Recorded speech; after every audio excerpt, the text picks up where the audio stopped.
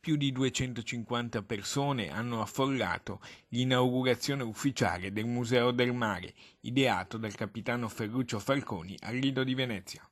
Custoditi in via Biagio e Zulian, a 2 passi dal centro dell'isola, circa 500 pezzi, tra oggetti piccoli e grandi che rappresentano la storia marinara e contadina di Venezia. Con il dottor Bacialli, Luigi Bacialli, alla Giudecca facevamo le conferenze per la marineria finalizzate al ritorno dei veneziani all'armamento, alla passione per la navigazione e per le navi. Il Museo di Falconi è anche un monito a difesa della tradizione veneziana e l'iniziativa dell'inossidabile capitano, oggi 92enne, ha ricevuto anche la medaglia d'oro. Questa medaglia d'oro dei marinai d'Italia mi fa particolarmente felice perché è la terza medaglia d'oro che ricevo,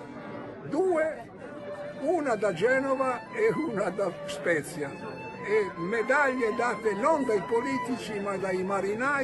All'apertura del museo, che è visitabile gratuitamente, sono intervenute varie personalità, tra le quali l'ambasciatrice del Regno del Lesotho, di cui Falconi è console, che ha annunciato in futuro anche la possibile visita del re del Lesotho, e il presidente dell'Ateneo Veneto Giampaolo Scarante. Questo museo è unico al mondo perché conserva dei reperti che presenta in uno scenario di dipinti eseguiti a 4 mani da me e dal grande mio amico Giacomo Vaccaro.